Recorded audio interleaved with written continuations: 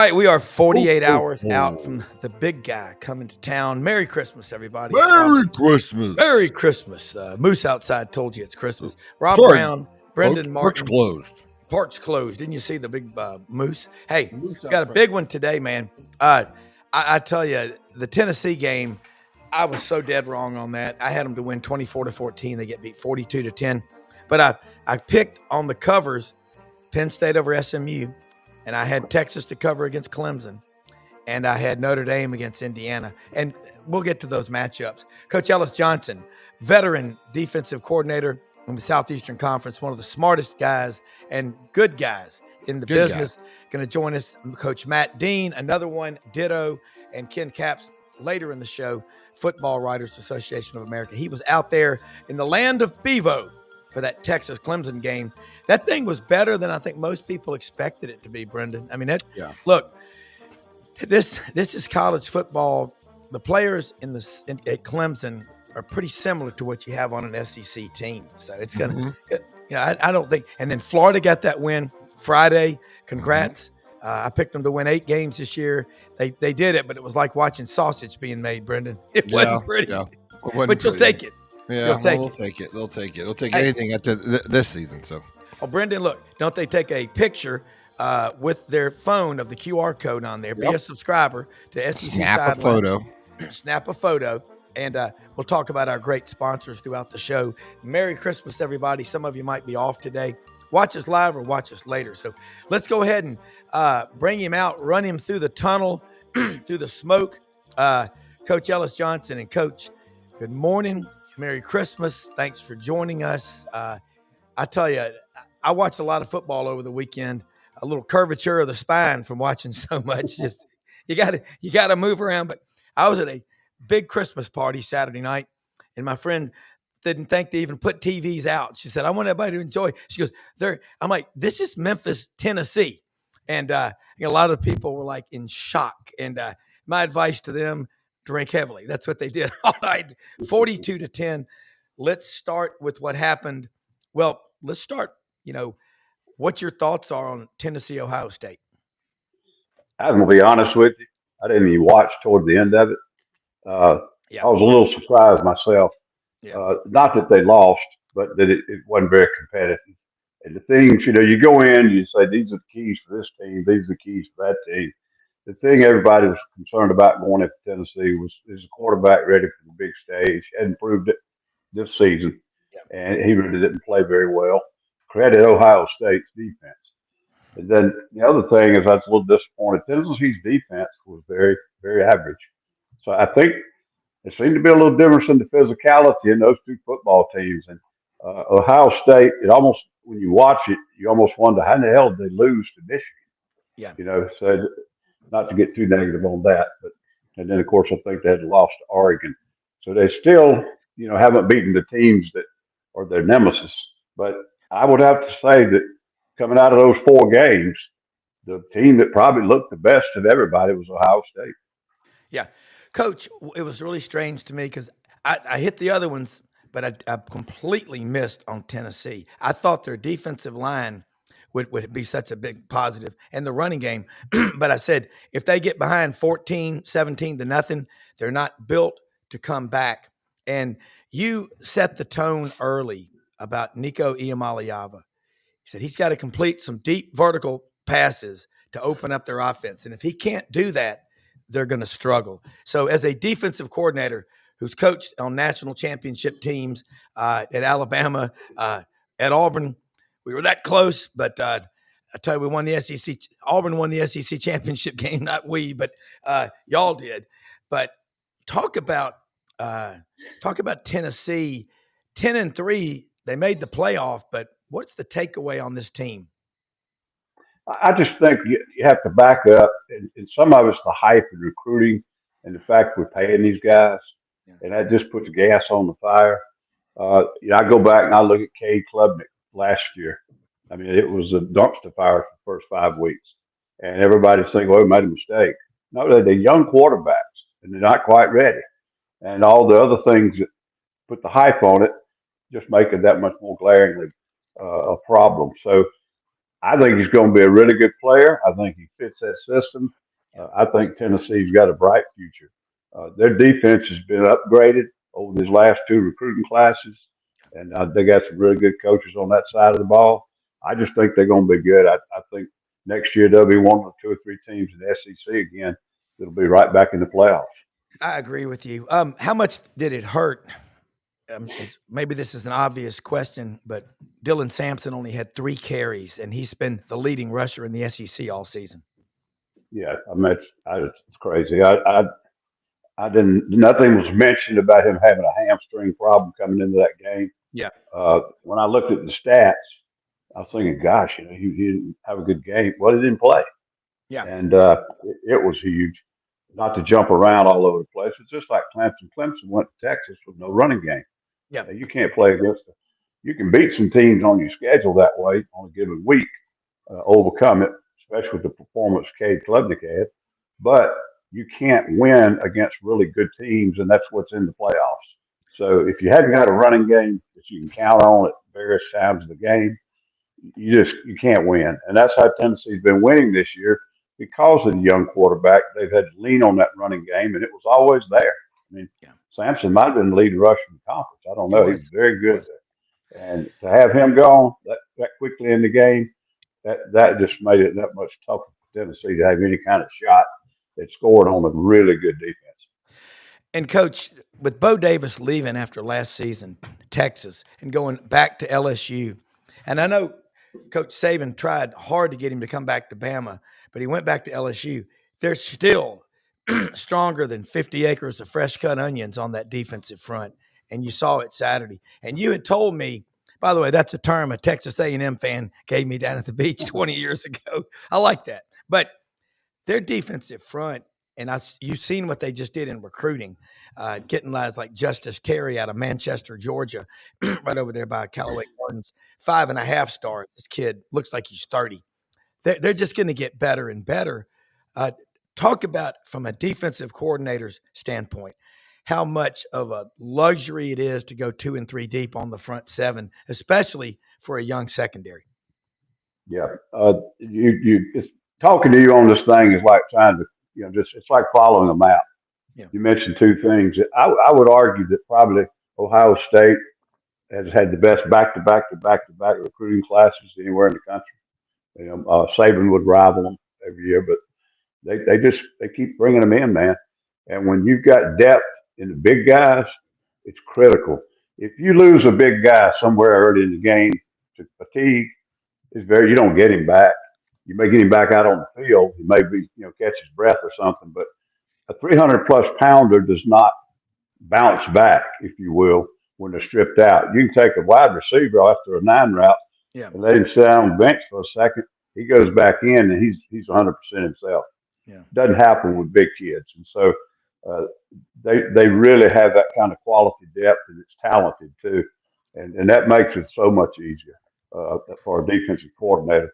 When you can get pressure and stop the run almost 100% with your down guys, you can play all kind of coverages. When you start having to bring that 5th guy or that 6th guy, it limits the coverages you can show a quarterback.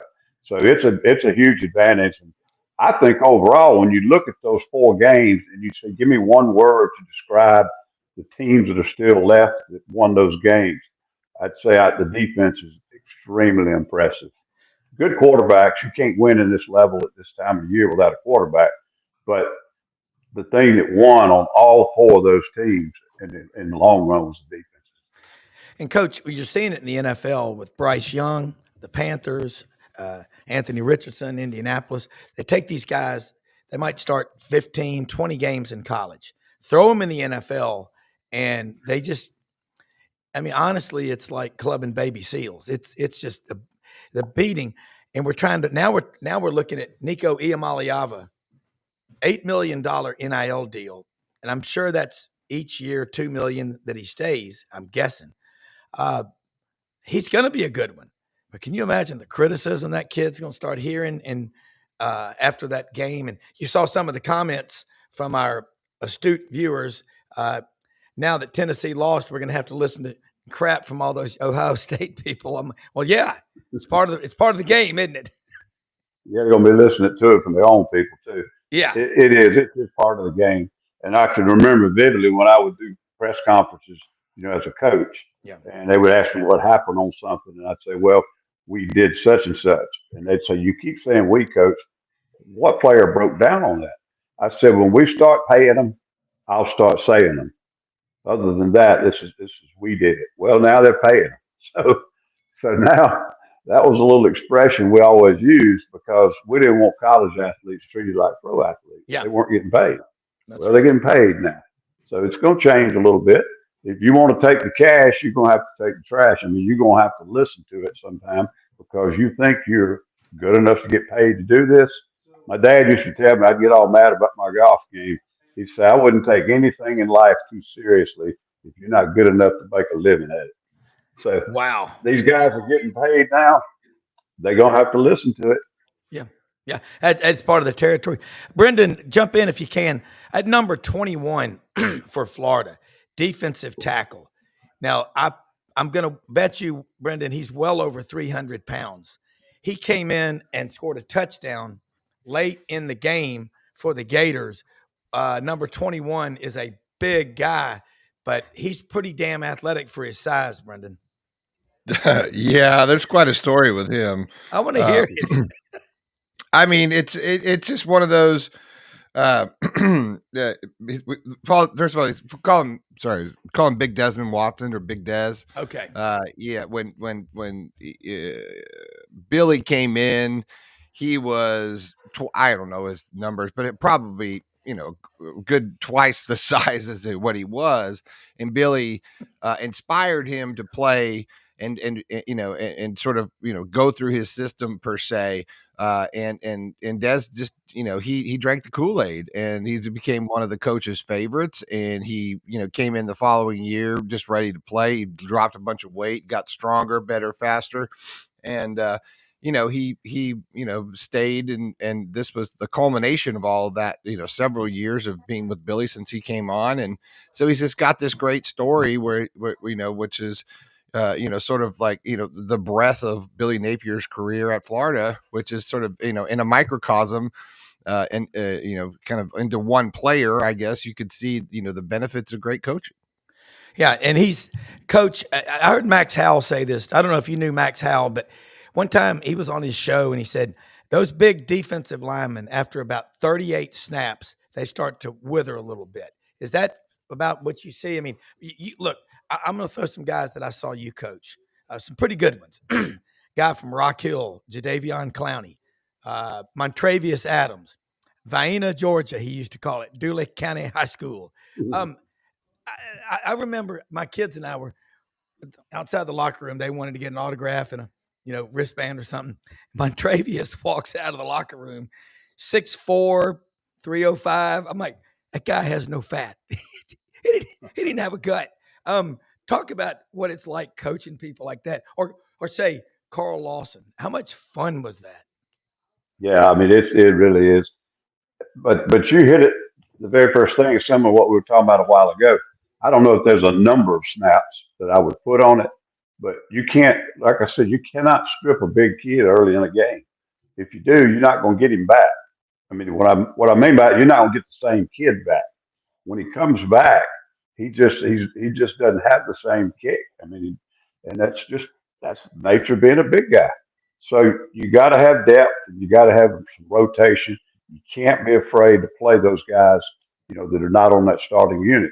Sooner or later, now you got to work those guys in and give you big guys that are the best guys, give them a little blow to keep them fresh because it's gonna come down to that third and fourth quarter. And not even my halftime can get those guys back if you just completely run one in the ground. Okay. Coach, I want to also go back to Friday night, the Friday night massacre up in South Bend, Indiana. Kurt Signetti, I was talking to a friend of mine, and he said, I've met him several times. That guy's a hell of a coach. I mean, to go 11-1 at Indiana, it's like look at the big guy. Hey, you think he isn't going to have some NIL for like who knows, a steakhouse? I don't know. He's got a great personality. Yeah. He was not. That's ripped for him. Yeah. He's ripped right there. That's cut up and ripped, and That's about as in shape as that man gets right there. He's feeling it right now. He's a happy man, and good for him. But let's talk about Kurt Cignetti in Indiana. To get to where they are, that's an accomplishment. But Notre Dame, Marcus Freeman, and Franz Beard said this on the show. He was the leading tackler in the national championship game against Ohio State and Florida back in 2006. Tough guy, hell of a coach. How good is Notre Dame? Are they that good, or was Indiana just not much of a, challenge? I think Indiana's a really good team. I don't think they have really good players, not on that level. And I think you're exactly right. He did an unbelievable job this year. The schedule was questionable, but they're saying that about half the people that got in the playoffs. But when you can't win that many football games without doing a great job of coaching, so that needs to be to his credit. Notre Dame, my concern of the four teams that won the other day, I think they may be the least capable, but they do have great defense. And all four of those teams that won have good enough defenses that they could take the whole thing home. I think Notre Dame is a little short on quarterback. Leonard's a good player. He can move, can run, can put on his feet every now and then if he has to. But at the same time, I don't know that he's a quality thrower on that level. And I think when they start seeing these kind of defenses like Ohio State, Penn State, and some of those guys, I don't know if he can carry that load. Yeah. Coach, you were there at South Carolina with Jadeveon Clowney out of Rock Hill. Is he the greatest defensive lineman you've ever coached? He was the best player I've ever seen in high school. And I was so smart that I recruited him and I signed him and I coached him 1 year and I left. Yeah. But it was a fun year, wasn't it? Yeah, it was a great year, but he didn't even start when he first came in. We had some players, Rob. We had, we already had Melvin Ingram and Cliff Matthews. A lot of guys don't know some of these other ones. They know Melvin, but he was a great NFL player too. But Melvin was actually a more productive player than Jadeveon. But Clowney was so destructive. You could get out of a game and look at the stat sheet and you'd think he was average, but you cut the film on and he destroyed about half the plays the other team ran that day, whether he made the tackle or not. He demanded that kind of attention. A disruptor. The first time I saw him, I went up. I used to coach in that area in high school. Okay. So I knew all those guys real well. But I was up there to look at Stephon Gilmore. Yeah. And the coach walked over to me. He was an old friend of mine. He said, "You need to go down and look at all my young linemen. I got some great ones coming along." Now, this was spring ball. So these guys have been in the ninth grade. He pointed down the field, and I saw the position group down there about 45 yards away. He looked like, I said, "Who is that one in the back of the line?" He said, "That's Clowney." He said, "I got some other good ones down there too." So I walked down there to watch him. Wow. Ninth grade, he looks like a college freshman. And so you see kids like that every now and then. Yeah. And of course, Gilmore was 2 classes ahead of him. And the only reason we got Jadeveon is I got Gilmore. He was the Jim Thorpe of Rock Hill. So he was Clowney was unbelievable at his young age. And of course, we've already talked about what he did in college. Yeah, and I know there was a coach at Summerville, South Carolina, that won over 400 games, and I think that's where the big wide receiver Georgia had in 07, 08, Green, that was so good. Yeah, it's every now and then you see those kind of guys, and you're like, wow, he's got it. All right, Notre Dame though, can you think they can win the whole thing? I know you said Riley Leonard. They like to get him involved in the running game. That just lends itself to him getting hurt. That's how many designed running plays is too many, in your opinion? I don't know. I don't know if you could put that data on it exactly.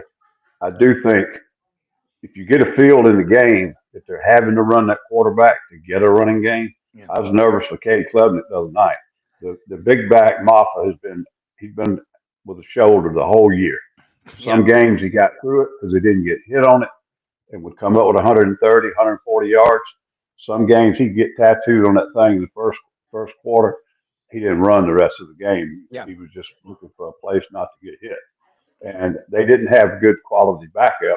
And then they probably put one in 2 games ago, and he got hurt on the kickoff.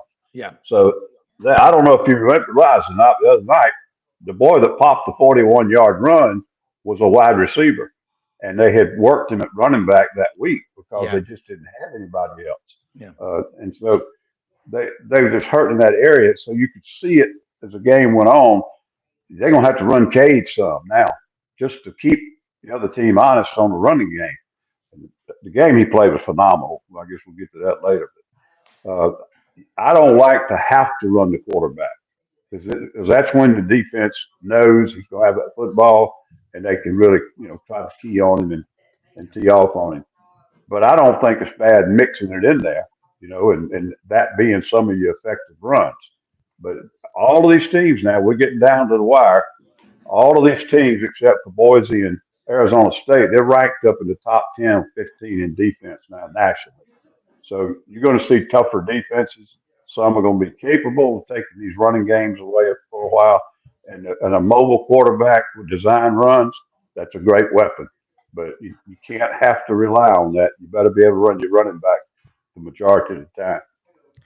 Yeah, and I'm just looking around here at Notre Dame against Georgia. How do you see that matchup playing out? Rob, if they had the quarterback, I'd pick Georgia all day long.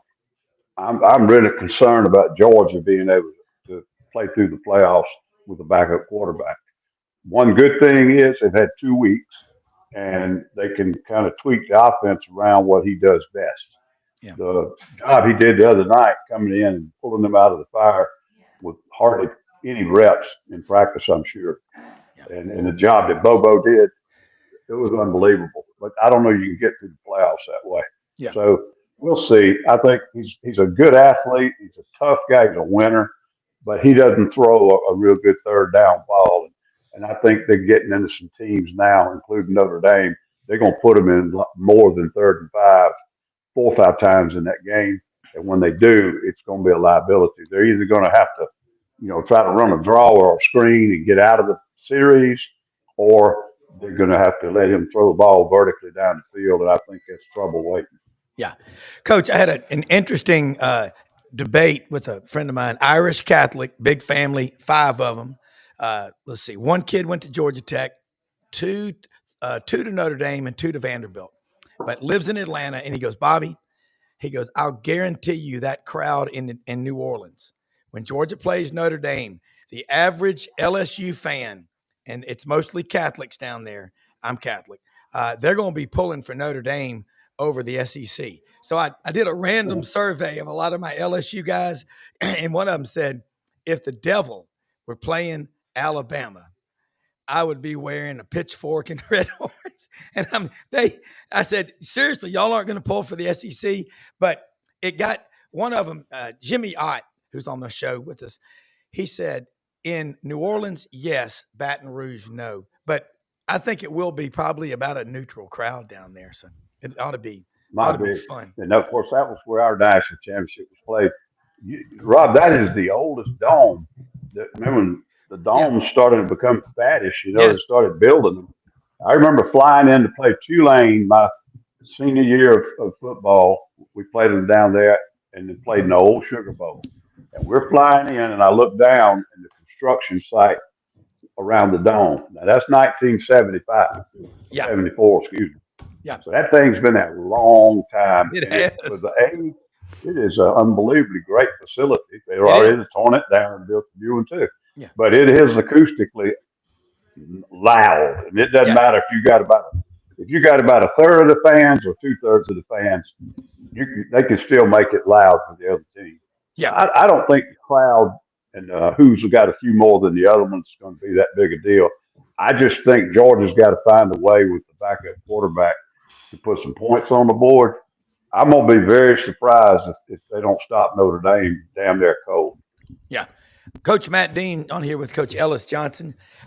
Now, he's got a son on the staff at Oregon. So, I mean, what'd you think about the playoffs in this first weekend? I mean, we watched every one of these games. Everybody did.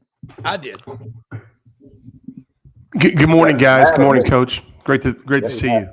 I got my audio fixed now. Brendan helped me out, Rob. I was kind of going in and out my Yeti. But, I thought Friday night Notre Dame looked dominant, and you can make a case, Coach, that Indiana gets the interception early in the game. They move down into the red zone. And then the interception followed by the 98-yard touchdown run was almost like a 14-point swing and really seemed to take the air out of the wings for the Hoosiers. And then honestly, Notre Dame's defense is pretty sound. Now, you can also make the case that Indiana didn't play very well. I do think that Notre Dame will have a harder time moving the football against Georgia's defense. And I think it's just going to be my prediction is the under. I think it's going to be a 20-17, 17-14 type game. But I still like Georgia's defense and the ability to stop the run better than some other folks have against the Irish. Now, I will tell you this. Notre Dame lost a defensive lineman early in the game. He didn't come back when they had a big lead. I don't know if that's impactful next week or not. I also think that you look at Georgia's results against Texas, a team that likes to run the football. I think it should bode very well against Notre Dame as well. Yeah, Coach, you'll be up there. Pretend you're in the box. The front seven of Notre Dame, front seven of Georgia. Which one has impressed you the most? And which one has the most? Really, isn't it about who has the most depth? In that position, a lot of times it is. But I also think it's, you got to have a really stout interior and you got to have some edge guys. And if you're missing one or the other, someone can stay away from the dangers. If you always got edge guys, you got ways you can negate that and do some things in your running game. If all you got is big guys up front that dominate, you ain't got the edge rush, you can throw the football. But I got a lot of confidence in Mike Bobo. I think he's one of the best play callers I've ever coached against. But he's going to be calling it with one hand tied behind his back with his quarterback gone. And they don't have the best core of receivers in the conference. I mean, they're mediocre in the SEC in receivers. And that's why I don't think people realize how good the quarterback played this year. He didn't have a lot of great targets and still was one of the best passers in the league. And he's not there. And then, I don't know who comes on if Stockton gets hurt. So that's something that looms in the back of my mind. They're both really good on defense. I think Georgia runs a little better on defense. And I think they've got a little bit more dominant pass rush if it comes down to that. But the two quarterbacks will be the story. And I think Riley Leonard is limited. I don't think he's a bad player. Yeah. But I don't think he's a great pocket guy. If they can take away the Well, talking about him, and you always want to take away what a guy does well. I mean, that's the thing. And Coach, there you are. You look at these matchups. Riley Leonard out of Fairhope, Alabama, goes to Duke, has success there. And Coach, Riley's a hell of an athlete. I mean, Fairhope and Foley, that area. There's a lot of players come out of there. And here's the big debate. I got to ask you this. You've recruited everywhere in the South. Which is better, Mobile, Baldwin County, or Shelby County, Jefferson County? Birmingham or Mobile? Overall, I'd say Mobile. Wow. Maybe 30, 40 years ago, it was Birmingham just on population. Yeah. But that area around Mobile's got a lot bigger. And now there were some problems in some of the schools in Birmingham. Yeah. And I sounds stupid, but I've been in and out of a lot of high schools. If you don't have a lot of good discipline and order in a high school, a lot of times you don't find good athletics. And a lot of times good athletes get lost. Yeah. And I like talking to my friend Coach Philip Lally. He tells some stories about recruiting. When you go in, the first things that you're looking for, there's a checklist, there's just certain things. I had a coach tell me one time, and I don't know, Matt, if you were on here with us, but he said, when I go to visit a kid, if he was disrespectful to his mother, it was over. And he said, I was in there one time with a big time recruit that we wanted, and he told his mother to shut up twice in less than 5 minutes. And I got up and said, where are you going? He goes, you're not going to fit our program. He said you have to have some sort of a standard. But yeah, I think Mobile and what they're doing over in Baldwin County is insane. Saraland and Foley, it's unreal.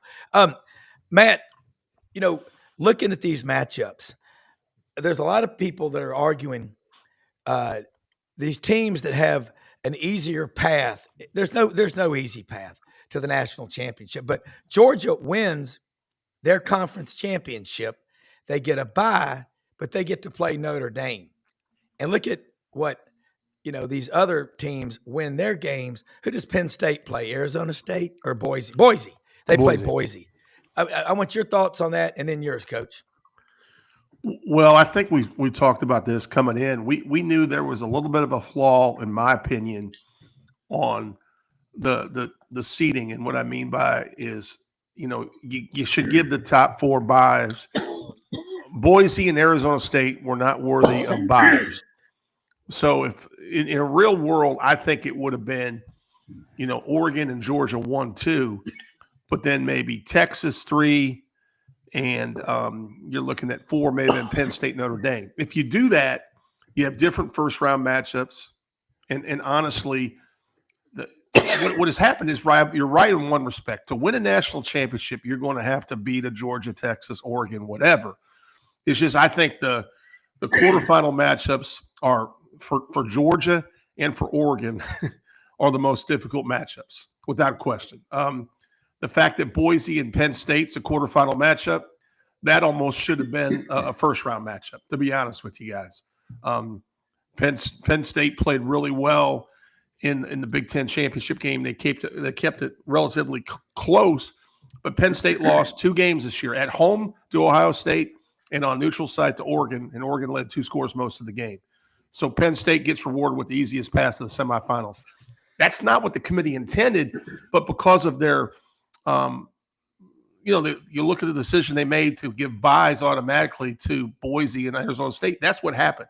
Now, I will tell you, Ohio State looked really good on Saturday night, Coach, and I'm interested about your take. I talked to my son, who's involved with some things with Oregon football and on the personnel side, and he's like, Dad, they just looked like they didn't have a lot of good practice going on there. They didn't look prepared. They did not look maybe in the best shape. They've had 3 weeks off since they last played. And Ohio State, coming off a game that everybody thought they should have won by 3 scores, obviously looked like a team that had some focused practice. I don't know what your thoughts were, Coach, but that just was surprising. Of all the things that happened, I thought that would be the most competitive game. And going into half, Tennessee they made it 21-10. They get the ball to start the second half. They still have a chance to make this a football game. In the second half, Ohio State just continued their dominance. Yeah, I remember we were on before together, and Matt, being basketball background, you spotted the seeding real quickly. It was about 3 weeks before the final poll, and I wasn't paying attention to that most. I was just looking at who got in, who didn't get in, and those kind of things. But I think exactly right, and I think something like a bye is bigger in the game of football than it is in basketball, because we get to March Madness, everybody's going to be looking at those 60-something teams. How the heck did they get in? How did they get in? And look who Kentucky's got to hit the second round. Look who this, look who that, look who this. And all of that's important, but basketball, you don't have the physical problems usually. Right. You can, but you don't have the physical wear and tear.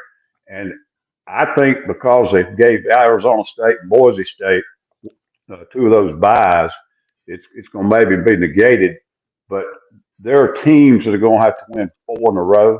Yeah. And I mean, after the first round, it would be hard enough, but look at the first round. I mean, Ohio State had to play Tennessee, and that to me, and then now they got to play Oregon, who has played the best of anybody throughout the season, and that's just to get to the next to last game. Yeah, right. Not to mention playing a championship game.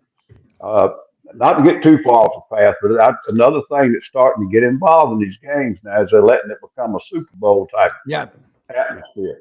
The pros get distracted by that, but not as bad.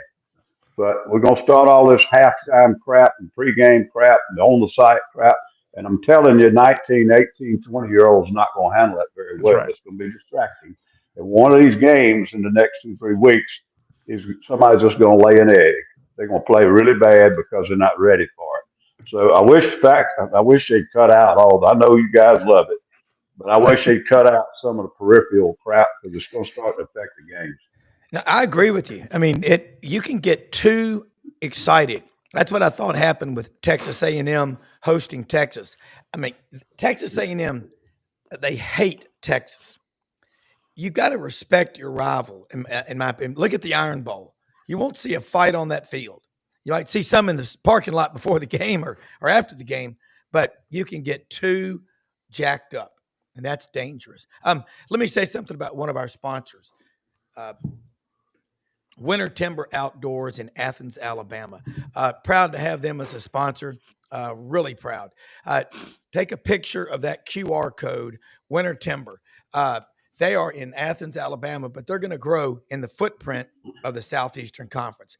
They just broke ground about 3 weeks ago on a new store in Auburn. Should be open by June, maybe earlier, weather permitting. They have over 2,000 shotguns, rifles, and handguns in the store. The staff is well-trained. They're competent in the shooting sports.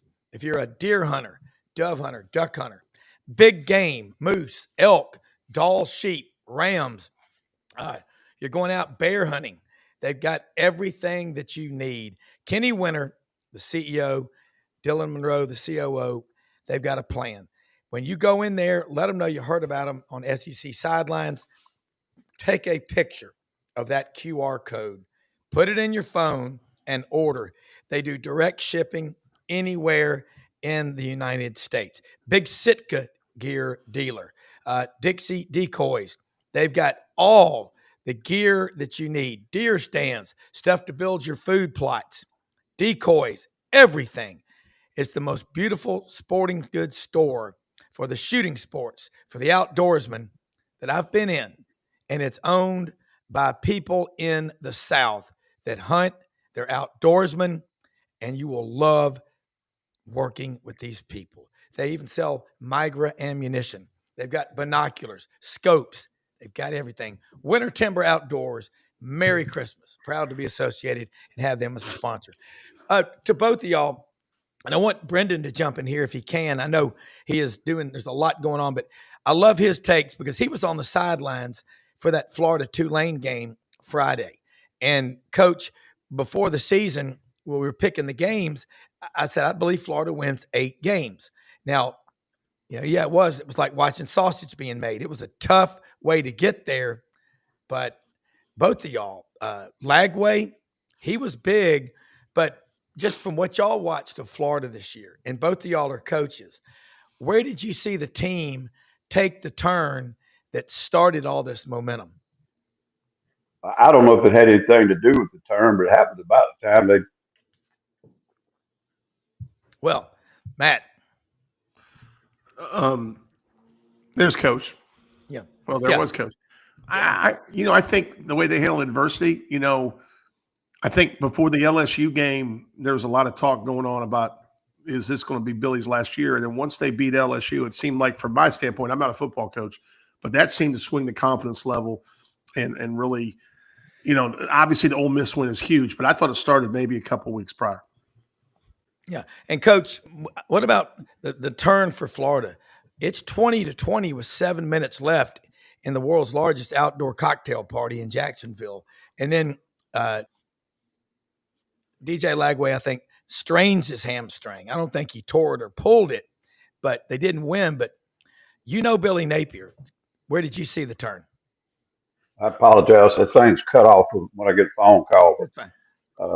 I turned 73 today, so I'm getting a lot of calls. Happy birthday, Happy birthday, man. Coach. Damn, you look great. Hey, I'm 73. I want to have hair like that.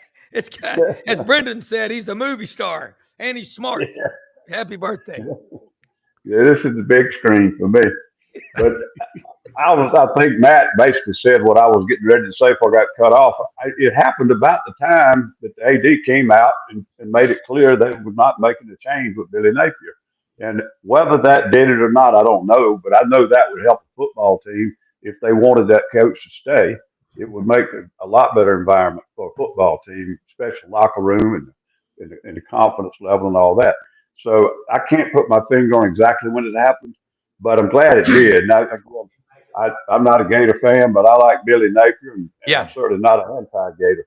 And I think it was the right choice, and I think that they've got some talent there. Yeah. They had such a crazy musical chairs with the quarterback position early in the year. I don't know if he handled it right or not, but I understood every reason he did it when he did it. But Lagway finally being able to take over that job and what he brings to the football team, that was huge too. And I think he got a bright future. I think they're going to win 9 or 10 minimum next year. I do too. I think I definitely do. Michael Sag, one of my friends, the biggest Green Bay Packers fan I know, said, "Tell Coach Johnson, happy birthday. And did you know that you share a birthday with the Immaculate Reception, Franco Harris and the Pittsburgh Steelers?" You're pretty cool, Coach. I didn't know if you knew that, but that's a big deal. Matt. But I got a good friend, Rick Stockstill. We got the same birthday. And Kirby Smart. Kirby Smart's birthday today. Wow. Well, happy birthday, Coach Rick Stock. He was at Middle Tennessee State for a long time. And Kirby Smart, he's that guy at Georgia. He's pretty good. All right. Ken Capps is going to join us in a minute. I'm looking forward to getting his takes on what happened out in Austin. And looking at college football right now, if you could get rid of or rein in one of the two, I'll start with you, Matt. Would it be the NIL or the portal? But you can't get rid of both of them or rein both of them in, but you just could do one. What would it be? Well, for me, NIL's here to stay. So I would just modify the portal. I know we're worried about college calendars for second semester and start time, but I don't like the fact that after the championship games, kids can get in the portal when they're trying to prepare for playoffs. A great example was the Penn State quarterback coach, the backup, got in the portal, just committed to Missouri, I think, this weekend. He's a really nice player, and he had a lot of packages because he's more of a running quarterback than Aller was. So I just think we got to coach. We got to fix the timing of the portal. I don't think either are going, but I think the portal needs to be fixed in terms of, maybe just one time. Maybe just open once for a strategic time. And maybe also with that, Coach, I would maybe just go to February, get rid of the early signing date, put everything back to February, and have a later portal so you can give these coaches a chance to prepare for the playoffs with a full deck. And also, Coach, I think this also helps the longevity of coaches, because what's happening is because of the signing dates and the portal being opening, coaches are getting fired late in the season, whereas maybe if it wasn't because of that, they may be able to hang on and have an extra few weeks. That's just my initial thoughts. Good point. Great points. In general, I totally agree. I was asked this question in a different way the other day. I said, Coach, if you were still coaching, could you do with this NIL and this portal stuff? I have no problems with the kids getting paid. They're the ones that fill in the stadiums, okay? Coaches have been overpaid, and I hate to say this about my own profession, but they've been overpaid now for years and years. And this part of what caused this, ignited this thing about, hey, wait a minute, he's getting millions, and the kids are out here. That's who I came to see. That's right. I don't care what you're paying it, but I don't like the portal. I absolutely despise it in general, totally. Not only when they have them, but the fact that they have them. And I think, you need to be able, a kid needs to get one, maybe. Yep. And hell, I transferred when I was in college. I'm not saying there's not a situation that causes it occasionally that is justified.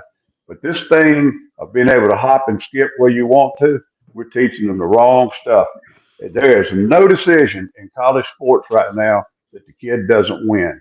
And some of the stuff should have been done because kids were being not abused, but taken advantage of to a degree. But most of it, we're setting these kids up for failure down the road. Yeah. And it'll come about. Nobody will talk about it because just like NFL, they don't talk about the minimum guys. They talk about the guys that signed the $1 billion contracts. But they're out there. And there's like 1,400 kids jumped in, FBS players jumped in the portal the first day, and this portal just running right now. I guarantee you 1,000 of them probably don't have anything yet. Yeah. Nobody will keep up with that. Nobody will track that. They just want to track the guys like Matt was talking about that went from Penn State to Missouri. And they say, oh, what a wonderful thing if the kid can get to another Power 5 program and have a career. I agree with that, but you don't talk about the ones that got in. They're going to be standing on the sidewalk in about 5 years, meaningless degree or no degree in their hands, don't have a clue how to go work through problems in life and do things. The portal is really, it's bad for college athletes. They might not think it is, but it is. Yeah, it's a disaster. And I'm telling you, if you transfer from one college to another, you're likely going to lose a lot of hours in your major. And without accountability, you ain't got shit in life. And it's ridiculous. And I despise the portal. I mean, yeah, I can understand every now and then, but you're supposed to be teaching these kids lessons of life. And we are allowing a bunch of weak, spineless, feckless people to run college football into the ground. And I have the pleasure of introducing Ken Capps, one of my favorite people. Coach, both coaches. Morning. How about that sweater he's got on from Bucky's? That's fantastic. And it's, by the way, Ken, it's Coach's birthday today. Happy Bucky's birthday. Happy birthday, Coach. Thank you. All right. Christmas, you're a Christmas baby, huh? Almost. My mother's birthday is Christmas Day, so we are very close. Oh, really? Okay. Well, happy birthday to your mama. Yeah, 2 days. All right, let's talk about what happened out there in Austin. I watched that DKR crowd, everything. Jimmy McDavid, John Vogel, two of my friends I graduated with, Texas fanatics. John's brother Mike played at Texas with Earl Campbell. I watched it. Those people are starting to learn what it's like to be in the SEC. Clemson presented a lot better challenge than most people thought. Well, you're exactly right. And, I said that on Friday. I said, I think this game is going to be a lot closer than people think it's going to be. But to me, and what I thought was the coolest thing of all time was the drama and the melodrama inside this game of Cade Klubnik, who went to Westlake High School, which is 7.2 miles. I looked it up, 7.2 miles from DKR, Texas Memorial Stadium. And his teammate on the other side of the ball from Michael Taft, who plays for Texas, both played on the state championship game in the state championship game and won the state championship game in 2020, Westlake versus Southlake, when who was the quarterback at Southlake? That would be Quinn Ewers. Yeah. So I said to my wife before the game, and my wife and my daughter, I was so thrilled they were down there with me at the game this weekend. I said, wouldn't it be cool if somehow Klubnik and Taft decided this game themselves? And as it turned out, they did. Michael Taft not only stopped Klubnik once, but twice on a third down and a fourth down, deep in Texas Tech territory. Once on the 1 yard line, Taft tackled Klubnik on 3rd and 1 from the Texas 1 and got him so they didn't score. Fourth down, they didn't make it. And then with 1:25 to play, Klubnik and Clemson are on the Texas 25, 4th down and 2. If Klubnik and Clemson score here, it's going to be a one-score game, and it's going to be, it's going to be right down to the wire. And who breaks up the pass and knocks the living bejesus out of the receiver? That would be one Michael Taffy.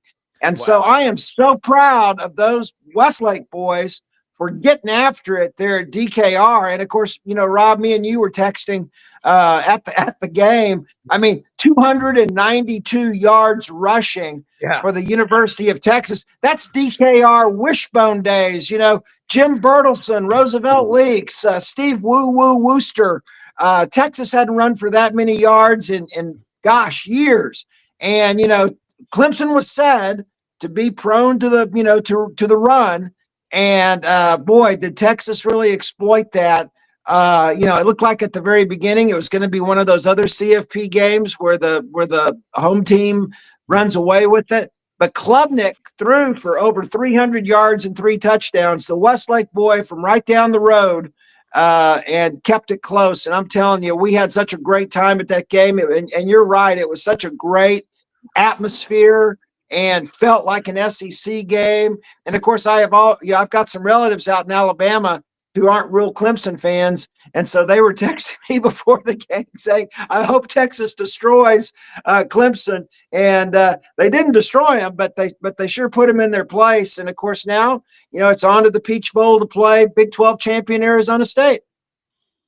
Matt, I think you said you had to hop off at 50 after, but stay if you can. Stay a little longer, pull off your shoes, stay a little longer. Great line in a Willie Nelson song. Matt, jumping here with Ken Capps, Football Writers Association of America, one of the best college sports writers out there. Hey, Ken, one of the neat things on game day, and you may know this, was they had a story about the two quarterbacks and also Michael Taft. And it was really special. I didn't know that existed. And then give Clemson credit. I thought you guys were going to just, boat race them. And then they made it 31-24. And then your running game would not let you down. You had another big run to make it 38-24. And like you said, I think it was 3rd and goal in the 1 or 2 when that happened with that big play. If they get in and make it 38-31, there's still plenty of time left in that football game. But ultimately, I was really – two things. I was really impressed with the O-line and running backs at Texas, and I knew that, but I didn't know that Clemson. It was almost interesting because anytime there was a situation when Texas needed a big play, it wasn't via the pass. It was always via the run. And they're going to be favored against Arizona State. That doesn't matter, but and then the Cotton Bowl's in your backyard. So, right. Texas has got a pretty good path, I think, to eventually get to the championship game. And honestly, it's, you look at that game, it was the best game of the 4. I thought University of Tennessee, I thought UT and Ohio State would be a close game. I really did. I was completely wrong. But Texas, it was a close game, but they were never in doubt. It was always pretty much a 2-score game for the most part. And I'm telling you what, a lot of excitement. I'm guessing the Fiesta Bowl is that where the next game's being played for the Longhorns? No, they'll be in the Peach Bowl in Atlanta. We're coming back to Hot Atlanta, and we're going to see Frank Duffy this time around. Well, listen, you guys will travel extremely well there too. I would think that. Now, I will tell you, Arizona State, it's going to be interesting. They have one of the most unique backs in college football. Scadaboo is a really big kid.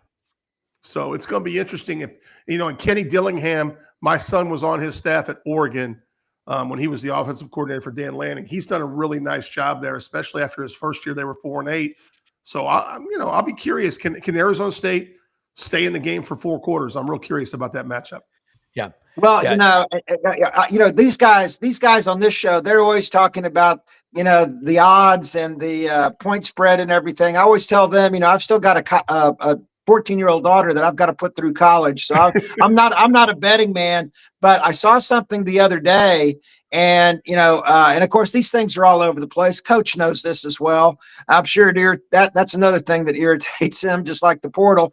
But I saw a thing the other day that said that after this weekend, that Texas had the best chance of winning the CFP and the whole shebang. And I still think that Oregon is going to be the toughest. Is going to be the toughest game, and if all things would work out, I think it would be Texas and Oregon in the Cotton Bowl if things got that far. And boy, that would be a whale of a game for the Cotton Bowl. You're right down here, about 10 miles west of me here at Jerry World, and so we'll see. But I'm just telling you. I really liked your point because Texas and Clemson, man, that felt like big time college football. It did. You've got Dabo down there on the sidelines. I was watching him, working the refs the whole time. They even, the one thing we talked about, me and my seatmates, we talked about on the big 4th and 1 spot. Where right before the spot, they called it was 4th down. So Arch Manning came in and then he fumbled, and that gave Klubnik and Clemson a chance to run down the field again. And that's when Taft stopped Klubnik for a second time on the broken up pass. But you know what? Have y'all noticed that there are never any chain marks anymore? That was like the first time I've ever seen, maybe this year, at a Texas game, a referee saying we need a spot, and they bring the chains out on the field. Why has that gone away? I don't understand that. They used to be all the time. I agree with you. Let me say something real quick too. One of our viewers, I love him. He's one of my best buddies. I love this guy, Paul Wickenheiser, the Burgermeister, watching the show this morning, guys. He's up early in Reno, Nevada. So, Coach, he is a dog for life, a DGD as they call him, a damn good dog. But Paul moved out of Memphis about 11 years ago. We miss him and Tracy and their family. Just some of the best people you will ever meet. So, Paul Wickenheiser, you're a damn good man. And Coach, tell him real quick, give him kind of your Cliff Note version of what you think Georgia will look like if Gunnar Stockton is the starting QB against Notre Dame. That's why he's up this early, because he wanted to ask you what you thought about that. I love this guy. Say hello to Paul. Hey, Paul. I think what you'll see, sort of like I was. If you go back to when Bobo had, gosh, I can't do it. Was a little short kid. It was a good quarterback, most underrated SEC quarterback in my tenure.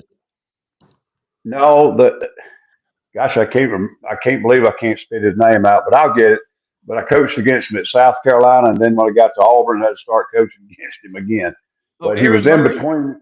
Yes, he was in between some other big time names. Yeah. Murray's the most underrated quarterback in the SEC in the last 20 years. But I think it'll look a lot like that. They used to run a lot of slip screens to the backs, a lot of RPOs with the ability to throw and throw the hitch off of it and all that. I don't think that they will try not to have to get into a pocket game, because they're not going to survive Notre Dame's defense if they have to throw out of the pocket and stop them. But they've got good enough players in other spots. ATN needs to get healthy. They've got to have a back there that can break 2 or 3 during the game.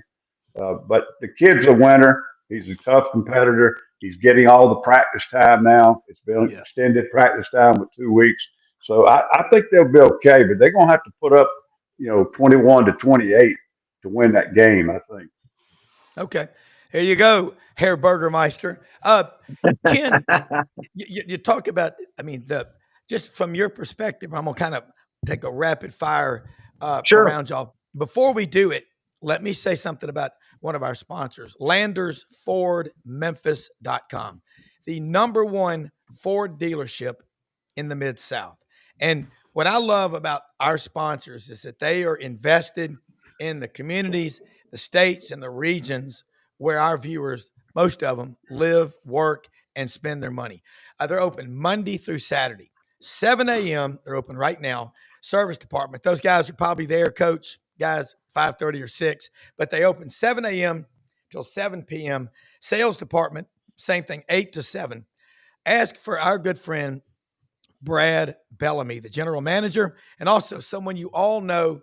He's been in the car, truck, SUV business for 40 years. One of the best guys out there, Kenny Myers, CBHS grad, class of 1980. They will walk you through it.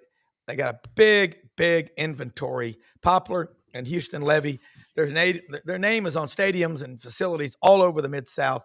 Just made a big commitment to Christian Brothers High School. All you Purple Wave people out there, go to Landers. Check out the football field at Tom Nick Stadium, what Landers is investing.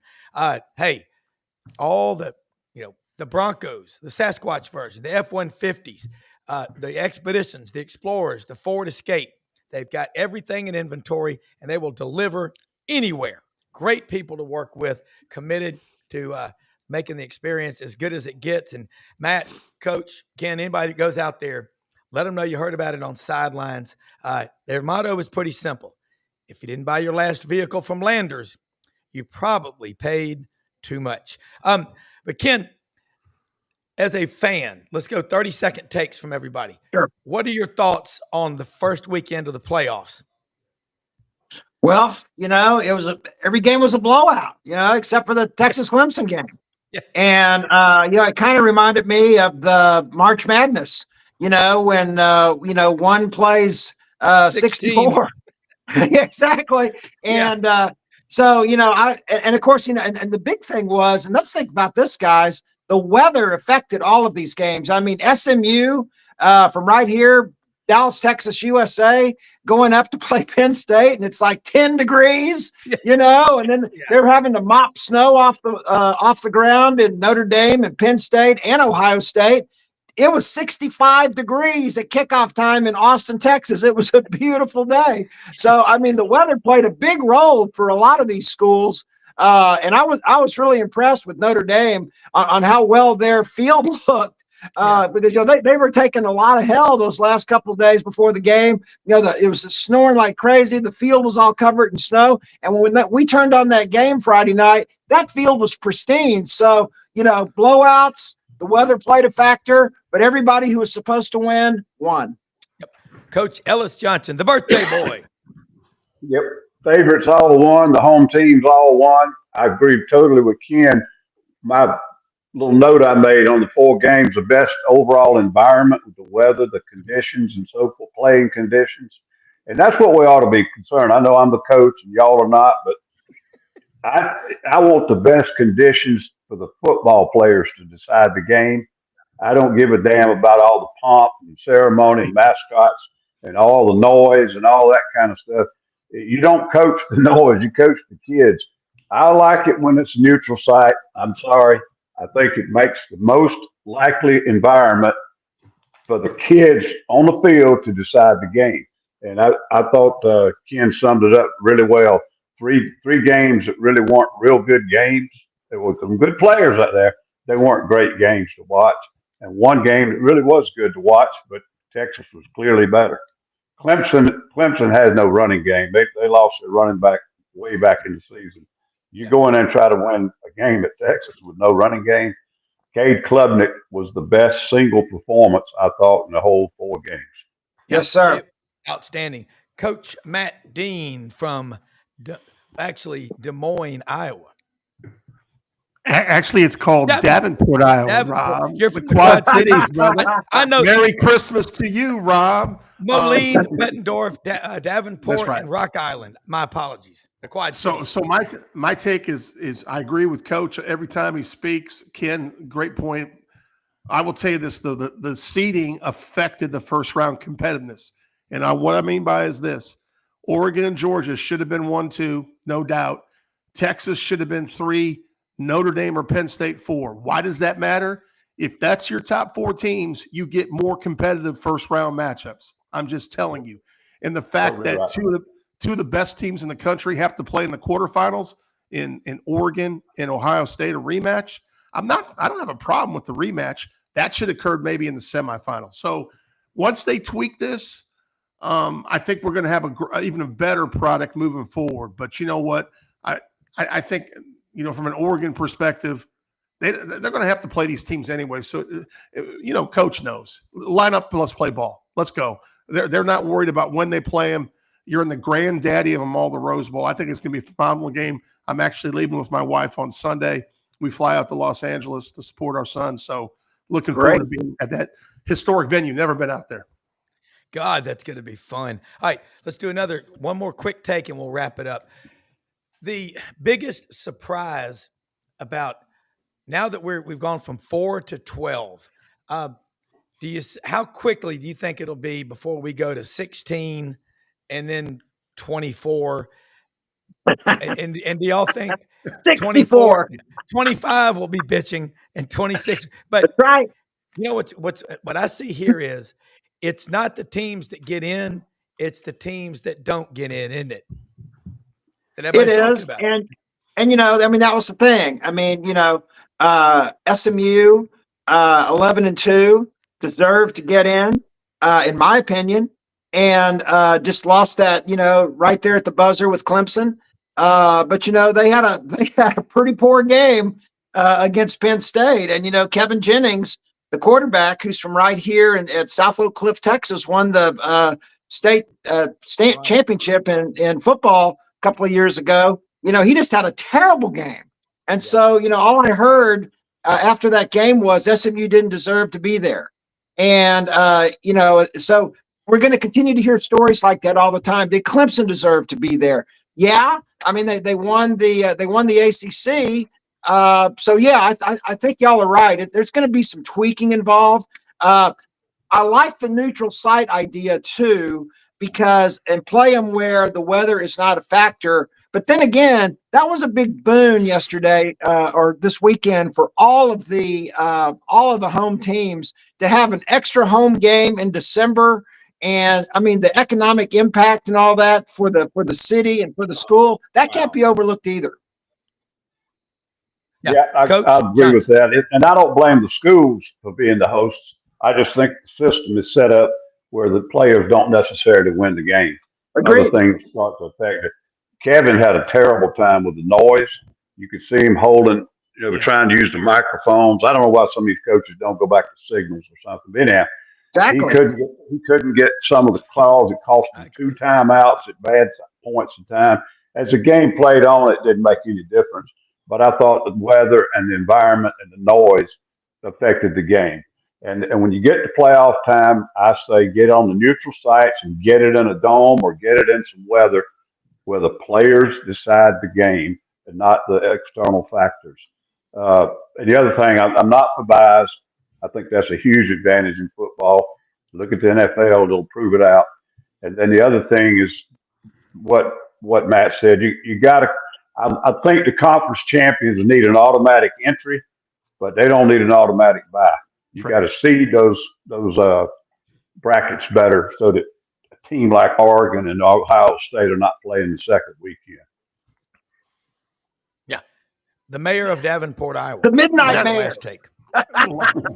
Coach mentioned this earlier, and I can't emphasize this enough.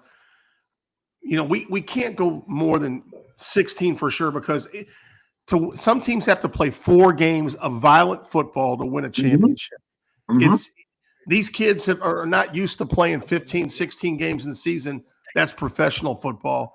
And I'll tell you this, when we were going up to the Big Ten championship game, I talked to my son, who's the DPP for Oregon. I said, hey, if you lose this game, you're a 5, you get a home game, you probably had the same path that Texas has, right? Now, he goes, Dad, you can't underestimate the rest. We're so banged up right now. We need that extra time to get healthy, and it's one less game to win a championship. We don't care who we play, where we play. We got to get healthy, and I think that's probably the biggest advantage of the bye, Coach. Probably, I coach basketball. Health was not as big as issue as it is in football. And these teams with the one less game, it's a much easier path.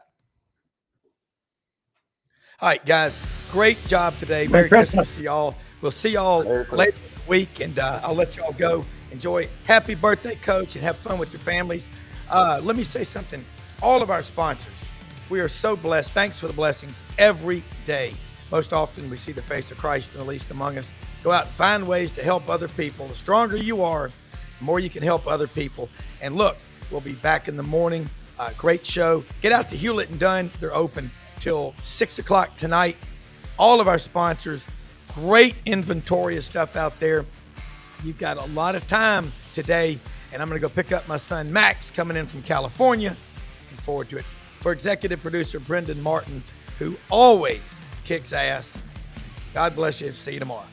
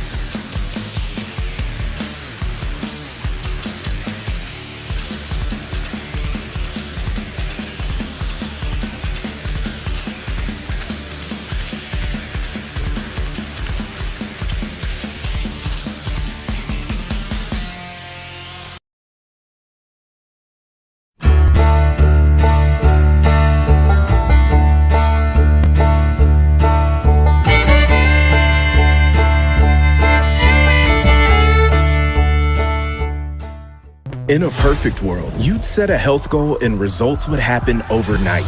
In this world, the real world, it takes time, dedication, and the right support to achieve your best self. The Vitamin Shop's health enthusiasts are here to make sure you're not wasting a single moment on the wrong supplements. From the highest quality sports nutrition and superfoods to the most sought after trends, you'll find a huge variety of science-backed solutions for every goal. And the people to help guide you along the path to greatness. Unbelievably, every 2 minutes in our communities, a child is either bought or sold for sex. I am R.A. Dickey, board member for the Nashville Anti-Human Trafficking Coalition. Join me and millions of others in our fight against human trafficking and for its victims by helping to educate the most vulnerable among us, our middle and high school students. Go to nhtcoalition.org, become a partner, and help keep our families safe, because none of God's children are for sale.